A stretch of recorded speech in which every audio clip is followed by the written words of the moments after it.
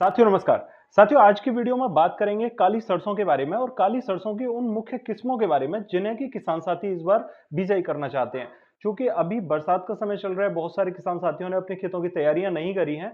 यहाँ पर बीज का सही सिलेक्शन करना उनके लिए बहुत जरूरी हो गया है। किसान भाई यहाँ पर सही किस्मों का चुनाव करके अच्छे उपज ले सकते हैं, क्योंकि पिछले सालों में जैसा कि पाया गया है कि अगर हमने सही किस्म का चुनाव कर लिया है तो हमारा उत्पादन जरूर कुछ ना कुछ बढ़ के आया है। आज की वीडियो में मैं आपको टॉप ऐसी 5 किस्में सजेस्ट करने जा रहा हूं जिनके माध्यम से आप बहुत अच्छे उत्पादन ले सकते हैं, और एक ऐसी किस्म बताने जा रहा हूं जो कि बिल्कुल लोकल किस्म कही जा सकती है और उसके उत्पादन बहुत जबरदस्त हैं।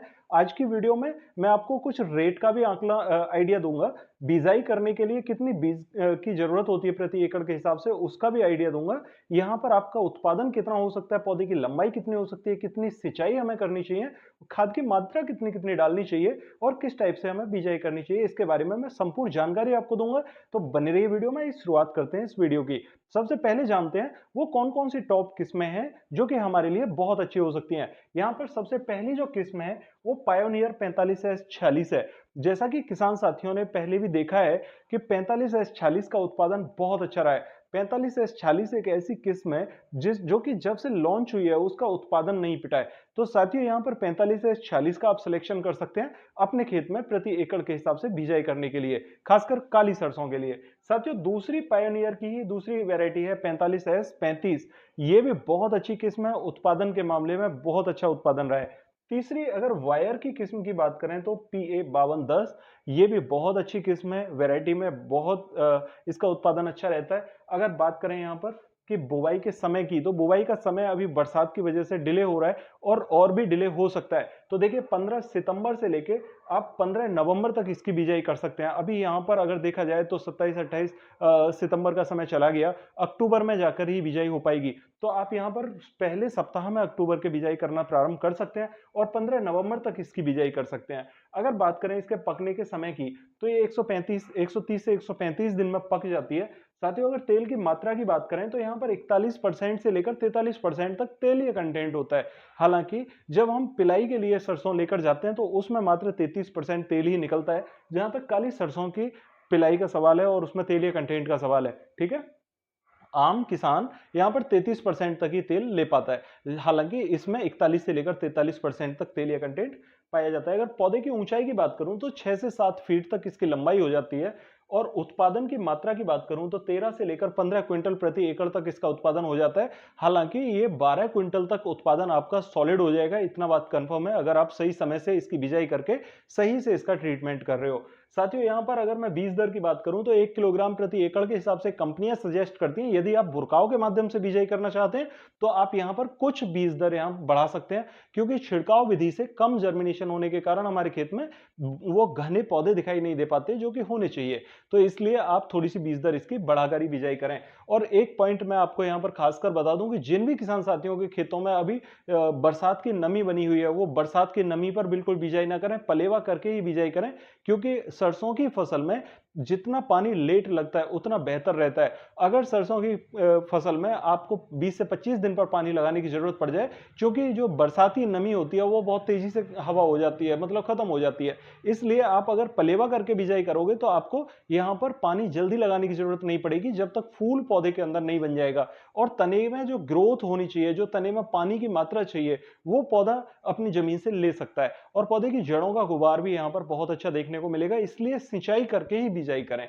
साथियों यहाँ पर अगला जो पॉइंट है कि जो सिंचाई करने की हमें जरूरत पड़ती है, वो कितनी सिंचाई करने की जरूरत पड़ेगी। यहाँ पर पहली सिंचाई आप 30 दिन पर लगभग करेंगे इस सरसों में, और दूसरी सिंचाई आपको 60 से 65 दिन पर जरूरत पड़ेगी। यदि गर्मी का मौसम रहता है या बरसात नहीं हो पाती है तो उस अवस्था में हमें हो सकता है 45 से 50 दिन पर भी सिंचाई करनी पड़ जाए। अगर मैं बात करूं यहाँ पर खाद की मात्रा की, तो देखिए 70 किलोग्राम प्रति एकड़ के हिसाब से यूरिया खाद सजेस्ट किया जाता है। हालांकि अगर आप 2 बार बुरकाव करते हैं, ठीक है, तो आप यहां पर पहली बार में 35 से 40 किलोग्राम यूरिया लगा दें, दूसरी बार में 20 से 25 किलोग्राम यूरिया का छिड़काव करना काफी रहता है। क्योंकि दूसरे जब हम यूरिया के साथ में दूसरे साल्ट लगा रहे होते हैं उस समय हमें बहुत ज्यादा यूरिया की जरूरत नहीं होती, क्योंकि पौधे की लंबाई पूरी हो चुकी होती है। तो कम यूरिया के साथ में दूसरे पोषक तत्व मिक्स करके हम बिजाई करेंगे, बुरकाव करेंगे, तो वो हमारे लिए सही रहेगा। अगर मैं बात करूं यहां पर डीएपी खाद की, तो देखिए डीएपी खाद हमें 30 किलोग्राम प्रति एकड़ के हिसाब से पहली बेसल डोज में ही डालना सही रहता है। अगर हम इसके अलावा डीएपी चलाना चाहते हैं तो वो पानी के साथ घोल बनाकर चलाना ज्यादा बेहतर रहेगा। बहुत सारे किसान साथी पूछना चाहते हैं कि यदि हम डीएपी की बिजाई ना करें तो क्या लाभ होगा, और दूसरा डीएपी के लिए सब्स्टिट्यूट क्या है, डीएपी का विकल्प क्या है जिसे हम चुनाव कर सकते हैं। देखिए डीएपी अभी यहाँ अगर किसी किसान साथी को उपलब्ध नहीं हो पा रही है तो वो एसएसपी ले सकते हैं, सिंगल सुपर फास्फेट, प्रति एकड़ 90 किलोग्राम के हिसाब से वो काफी रहेगी। और अगर डीएपी का चुनाव आप कर रहे हैं तो 30 किलोग्राम डीएपी एक बार में आप लगा सकते हैं, वो काफी अच्छा रिजल्ट आपको दे देगी। यहाँ पर एसएसपी को क्यों सजेस्ट किया जाता है? एसएसपी के अंदर सल्फर का कंटेंट होने के कारण वहां पर तेलीय कंटेंट को बढ़ाने में काफी हद तक मददगार होता है। तो डीएपी के बजाय अगर हम एसएसपी लगाते हैं तो हमारे तेलीय कंटेंट को बढ़ाता है, इसीलिए एसएसपी सजेस्ट किया जाता है। साथियों अगर पोटास की मैं बात करूं तो बेसल डोज में यानी बिजाई के समय पर ही आप 20 किलोग्राम प्रति एकड़ के हिसाब से पोटास भी बुरकाव कर सकते हैं। अगर आप पोटास नीचे बुरकाव नहीं करते हैं तो आपके लिए कोई यहाँ पर मजबूरी वाली चीजें नहीं है, आप ऊपर भी पोटास को स्प्रे के माध्यम से दे सकते हैं, उसके भी आपको अच्छे रिजल्ट मिलेंगे। दूसरे पानी पर आप बुरकाव के माध्यम से भी पोटास दे सकते हैं, उसमें भी आपके पौधे को पोटास भरपूर मात्रा में मिल जाएगा। साथियों अगर यहां पर मैं बात करूं अगली किस्म की तो वायर की 5222 एक बहुत अच्छी किस्म है, इसके रिजल्ट भी आपने लिए होंगे, बहुत अच्छा रिजल्ट देती है, उत्पादन अच्छा है। और श्री राम की अगर बात करें 1666 तो इसका उत्पादन भी बहुत अच्छा रहता है। बहुत सारे किसान साथी पूछना चाहते हैं कि रेट लगभग क्या मिल जाता है, तो देखिए रेट 980 रुपए प्रति किलो से लेकर 1200 रुपए प्रति किलो तक बीज मिल जाता है। अगर आपको बहुत कम रेट का बीज चाहिए तो कालिया हाइब्रिड ये भी सरसों आती है, इसका आप बीज ले सकते हैं। ये 400 450 से लेकर 500 रुपए प्रति किलो तक मिल जाता है और बहुत अच्छे रिजल्ट देता है। तो साथियों इस टाइप के आप सरसों का चुनाव करके, ये तो हो गए बीज। अब बात कर लेते हैं इसमें हमें बेसल डोज क्या डालना चाहिए और किस टाइप से इसका ट्रीटमेंट करना चाहिए। बहुत सारे किसान साथी यहाँ पर बेसल डोज के बारे में पूछना चाहते हैं, तो मैं उन्हें सजेस्ट करना चाहता हूँ 35 किलोग्राम यूरिया के साथ में आप या तो एसएसपी 90 किलोग्राम प्रति एकड़ के हिसाब से ले लें, या फिर DAP di ammonium phosphate 50 kilogram प्रति एकड़ के हिसाब से मिक्स करके बुरकाव कर सकते हैं।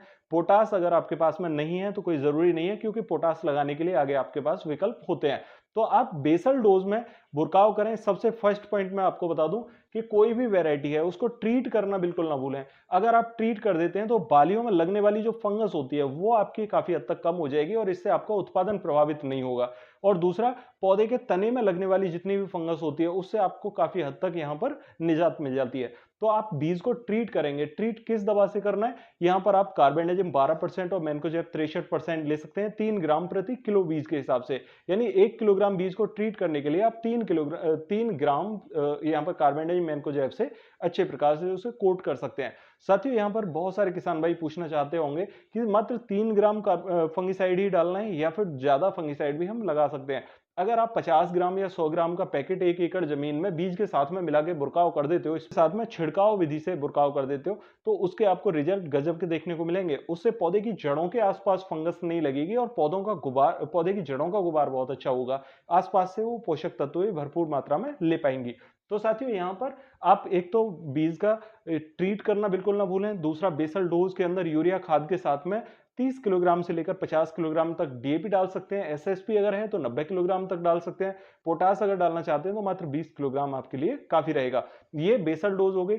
और यदि आपके पास डीएपी या एसएसपी नहीं है तो सरसों की खली 20 से 25 किलोग्राम यूरिया खाद के साथ मिला के आप बेसल डोज के साथ डाल सकते हो, वो भी आपको बढ़िया रिजल्ट देगा। हालांकि आपको बीज को फंगिसाइड से अच्छे से ट्रीट करके कोट करके बिजाई करनी है।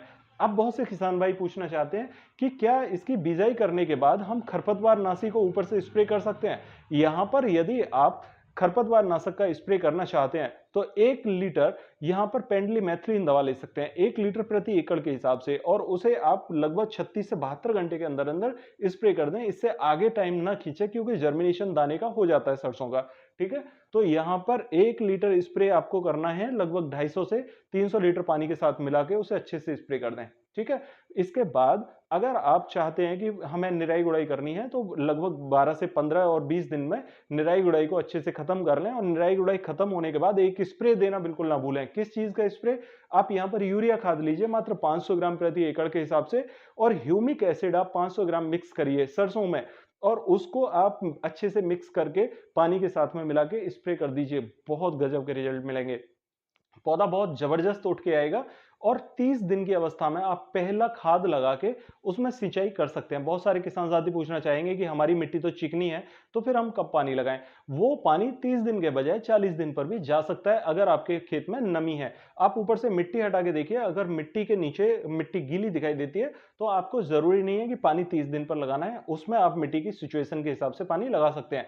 कुछ साथियों का कहना ये है कि अगर हमारा पौधा सिंगल बढ़ता है और उसमें फूल लगने लगता है, तो क्या हम उस फूल को तोड़ सकते हैं? अगर आपके पौधे में फुटाव नहीं है, किसी भी प्रकार का फुटाव ना होने पर सिंगल पौधे में फूल आने पर हम उस फूल को तोड़ सकते हैं। उससे क्या होगा कि पौधे में जो फूल की तरफ एनर्जी लगती है, वो फुटाव की तरफ लगेगी और पौधे में फुटाव ज़रूर निकल के आएगा। ये काम आप तब भी कर सकते हैं जब आपका पौधा सिंगल-सिंगल, पतला-पतला बढ़े जा रहा है। तो उसको आप ऊपर से उसकी गोव को भी तोड़ सकते हैं। उससे भी आपके पौधे में फुटाव बहुत ज़बरदस्त निकलेगा।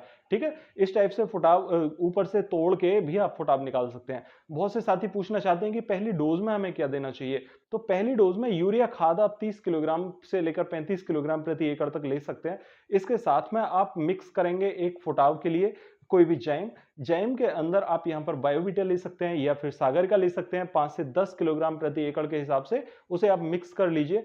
ह्यूमिक एसिड अगर उपलब्ध हो तो 1 किलोग्राम ह्यूमिक एसिड प्रति एकड़ के हिसाब से यूरिया खाद के साथ मिला के बुरकाव कर दीजिए। बहुत गजब के रिजल्ट देगा। एक बात और ध्यान रखिए, पिछले सालों में क्या हुआ था कि हमारी सरसों जहां पर पानी भर गया था वहां पर झुलस गई थी, सिकुड़ गई थी फंगस की वजह से। अगर आप अपने खेत में पहले बेसल डोज में बुरकाव कर रहे हो, तो यहाँ कार्बेंडाजिम, मैनकोजेब जैसे जो साल्ट हैं, उनको आप लगभग 500 ग्राम प्रति एकड़ के हिसाब से अपने यूरिया खाद के साथ में मिला के मिक्स करके और बिखेरें, तब पानी लगाएं। इससे आपके पौधे की जड़ों के पास में अगर पानी भर भी रहा है तो वो फंगस बहुत ज्यादा आपके पौधे को प्रभावित नहीं कर पाएगी। तो इस टाइप से ट्रीटमेंट करके आप अपने पौधे को पहले पानी पर बचा पाओगे। दूसरा पानी जब आप लगाने के लिए जा रहे हो या फिर पहला पानी लगाने के बाद आपकी फसल थोड़ी सी दब जाती है, वहां पर पौधे में फुटाव देखने को नहीं मिलता और पौधा सिंगल रह जाता है, पत्तियां हल्की पीली पड़ने लगती हैं। उस अवस्था में आप यहाँ पर एक फंगिसाइड का ही स्प्रे दें।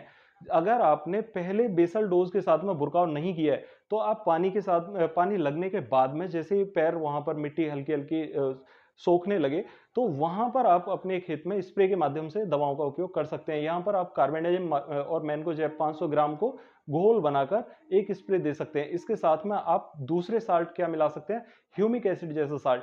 तो ह्यूमिक एसिड 500 ग्राम के साथ कार्बेंडाजिम, मैनकोजेब दोनों साल्ट को मिला के आप इस स्प्रे दे दीजिए। इससे आपके पौधे में बहुत जबरदस्त ग्रोथ देखने को मिलेगी और पत्तियों का जो सिकुड़ापन है वो बहुत हद तक खत्म हो जाएगा।